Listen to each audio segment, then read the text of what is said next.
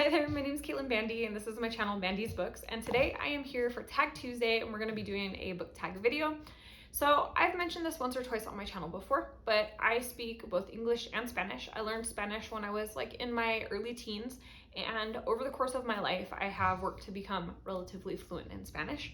So when I watch Booktube and when I'm searching for book tags, I don't always just watch Booktube videos in English. I oftentimes will pop over to Booktube in Espanol and watch videos over there. I have a lot of channels that I actually really enjoy and follow, and I love seeing what is popular in different continents, in different countries, and in different languages. It's even interesting just watching Booktube in different languages and seeing how the translation of book titles changes from one language to another. Like, I noticed the other day I was watching somebody's channel in Spanish and they were talking about the book It Ends With Us, and it was called Romper el Círculo. So if you translate that literally, it means to break the circle. It doesn't say It Ends With Us. So just for me, that's like a fun thing to do. So anyways, while I was down the rabbit hole of Booktube in Spanish, I found a book tag that looked interesting, and I thought I would translate it to English so that we could participate in it as well. I do have the prompts in Spanish and I will translate them into English. I hope that you'll consider participating in this tag, whether you do it in its original Spanish or in English. Either way. This book tag is called I'm Afraid to Read, and we have a handful of prompts about books that you're afraid to read for various reasons. So let's jump right into it. So the original video is credited to two different accounts. The first account is Maria Isabel Todos Mis Libros, and the second account is Todo Lo Que Leo 7837.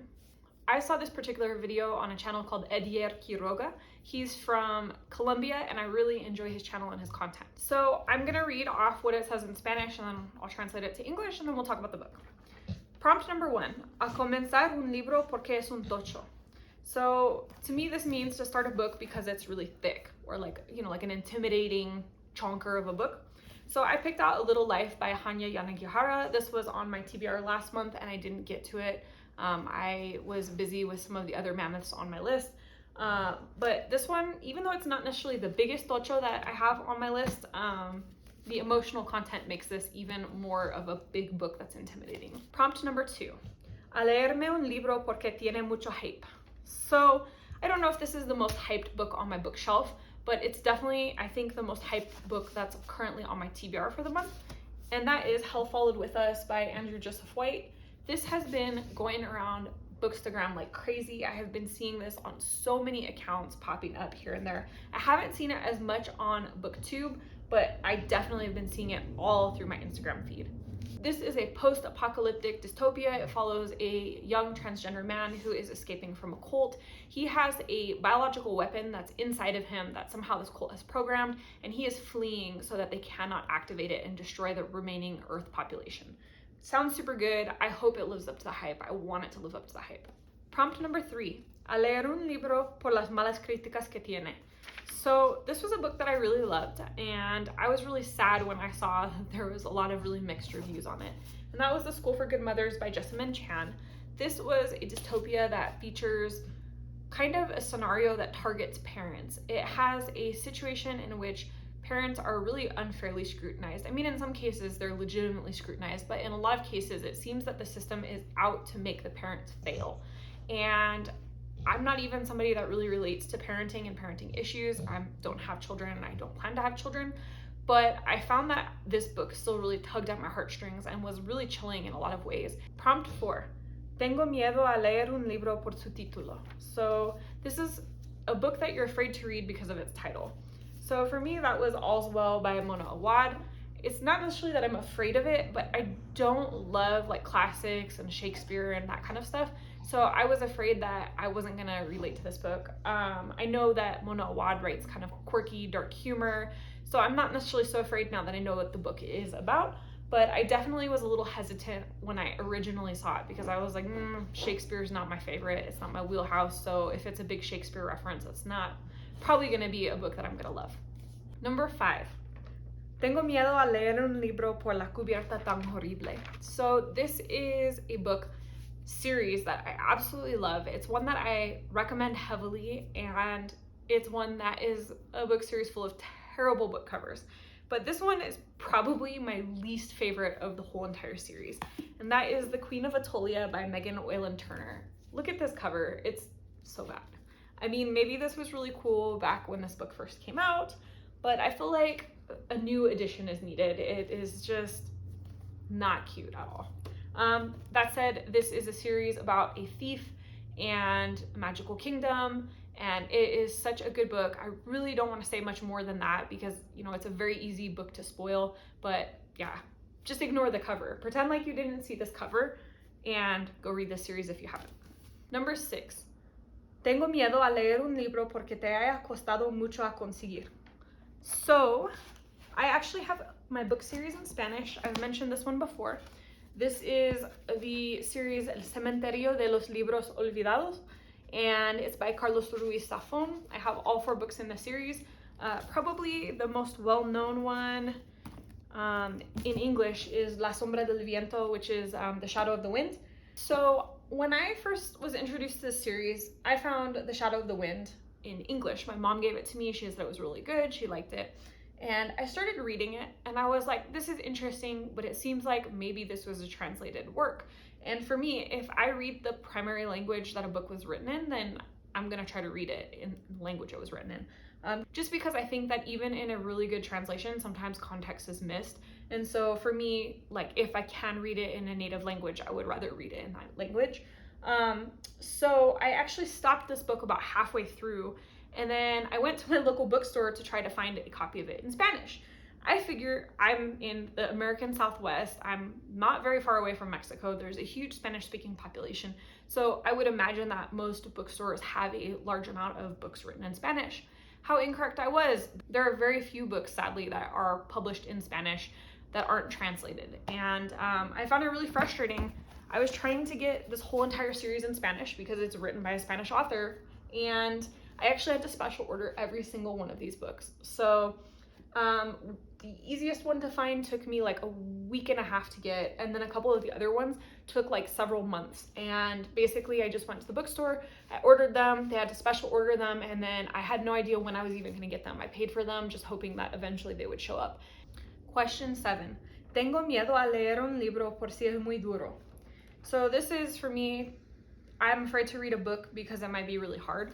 So probably the book that I'm most afraid of, just because I think it's going to be difficult, is The Brothers Karamazov by Fyodor Dostoevsky. There's just something about Russian literature that seems intimidating. It just seems inherently a little bit scary. And then when you consider how big this book is, and then if you look at like the print size on this page, like this just looks like it's going to be a difficult book. It looks like one of those books where I'm going to read, 100, 200 pages and feel like I've made no progress. And maybe I'll be wrong. I know that some people that I follow really, really love this book very, very fervently. I'm hopeful that maybe when I get into it, I'll really enjoy it. But there is definitely kind of a intimidating Russian literature thing that's stuck in my head. Question 8. Tengo miedo a leer un libro porque anteriormente no tuviste una buena experiencia con el autor. So in this case, I picked the author Gabrielle Zevin. I read Tomorrow and Tomorrow and Tomorrow, hoping I was gonna love it. I kept hearing about the millennial nostalgia and how it was amazing, and it didn't really relate to it at all. I mean, there was little snippets here and there where I was like, yeah, that was something that's a reference to like my childhood, but I wasn't really a big gamer. I'm still not really a big gamer. So I feel like a lot of it just kind of went over my head. I don't think that the writing was bad. I'm not at all trying to say that she's a bad writer. I can recognize talent. It just, the content of it wasn't for me. So this month I'm actually reading The Storied Life of A.J. Fikry, and I'm hoping that that's going to be a more successful read for me. Question 9. Tengo miedo a leer un libro porque tienes la sensación que no ha envejecido bien. So this would mean I'm afraid to read a book because I don't think it's aged well. So for me, I feel like probably Dr. Seuss and Roald Dahl are the most relevant examples of that right now. I think that if you go back and look at a lot of like childhood books and then you really think about the messages that they're sending, you might feel a little uncomfortable. I think one that I was really recently thinking about was The Giving Tree. And it's really interesting because you have a tree figure that's similar to like the mother figure in the story, and she just gives and gives and gives until she's dead. And I don't know if that's the best message to be giving to little kids, like take advantage of something until you've destroyed it completely. Question 10. Tengo miedo a empezar una saga porque sabes que va a ser larguísima. So I have a couple books from the Arc of Scythe series. I actually have the first book over in my paperbacks over there. And I'm just missing, I think, the last book in the series. I don't know why. These aren't even the longest series that I have, but I've just been kind of putting them off. I feel like I'm gonna like them when I get into them. Everybody that I know that's read them seems to like them, and most of those people have similar tastes to what I have. But for whatever reason, I've been putting it off. I guess it's just because I haven't really been in a series mood lately, and I'm like, there's 4 books. That seems like a lot of work. Question 11. Tengo miedo a leer un libro porque piensas que va a ser muy juvenil para ti. So this would be, I'm afraid to read a book because I think it might be a little bit juvenile for me. So I have this book, Daughter of the Siren Queen by Trisha Levenseller. I found this in a little free library in Utah on one of my road trips, and I've been seeing it a lot on social media. I think this is maybe the second book in the series. I think Daughter of the Pirate King comes first, and then this one comes second. I've been kind of holding off. Even though I think it's going to be interesting, it just seems like it's maybe not the right age bracket for me. Question 12. Tengo miedo a leer un libro porque pertenece a una saga y no sabe si la van a continuar. So I also found this in a little free library. This is Girls of Paper and Fire by Natasha Nagan. I initially picked this up because the cover is really stunning. I'm a big fantasy fan. It kind of has a vibe that I like in my fantasy, and it sounds like it's about a badass female character, which is always a good sell for me. And then I got it home and realized it was in collaboration with James Patterson. I'm not a fan of James Patterson, so that kind of made me question whether I'm gonna like this series or even want to really start it, just because I don't know if I'll like it enough to continue. And I'm one of those people that it's really hard once I get into a series to just be like, meh, I don't care. And I don't really want to suffer through 3 or 4 books or however many books are in this series if I'm not gonna like it. That said, I did find this book for free, so I might as well just try the one that I have, and then if I don't like it, I can always pop it into another little free library and share the wealth. And finally, question 14. Tengo miedo a recomendar un libro porque sabes que no es para todo el mundo. So you could literally say this about any book, because not every single book is for every single person, right? I mean, every single book behind me, you could look online and you could find good reviews and bad reviews. Like, you're never gonna find a book with 100% positive ratings. So I decided to pick 2 books that I really, really loved. I rated both of them 5 stars. I found them very interesting, but due to their kind of experimental nature and the content of them, I know that they're gonna be like a really polarizing type of read. So the first one is The Book of Goose by Yi Yun Lee. I read this last month. I really loved it. It is about 2 girls growing up in France, and basically one girl writes a book and then convinces the other girl to pretend like she's the author just because she's a little more likable. And then the book blows up, she becomes famous, she's hailed as an author prodigy, she's sent off to like a boarding school in London to learn how to write better.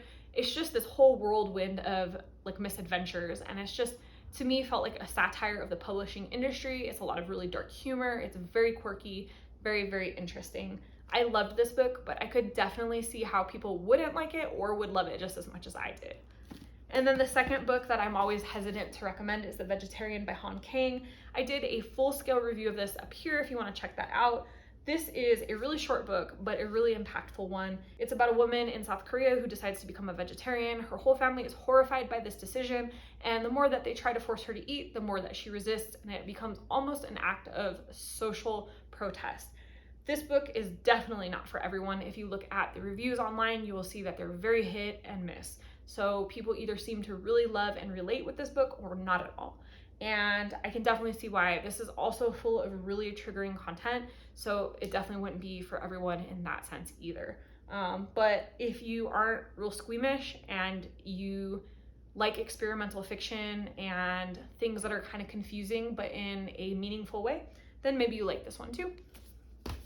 So that is the translated version of the I'm Afraid to Read book tag.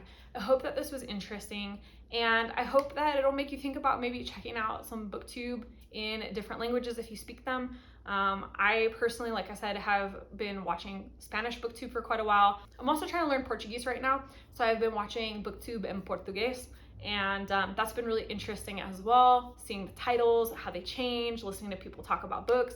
It's really helping to enhance my comprehension and my vocabulary. So if you're trying to learn another language, definitely check out Booktube in whatever language you're trying to learn. It's such a helpful tool. And that's the end of this video. So if you like it, hit the thumbs up, comment down below, and let me know if you could speak any language in the world, what language would you speak? Or if you can't pick one, tell me like your top 3 maybe. And if you're not already subscribed to this channel, you know what to do. Hit that subscribe button down below, as well as the notification bell, so that you never miss a video. And that way we can see each other again soon. Thanks so much for joining. Bye.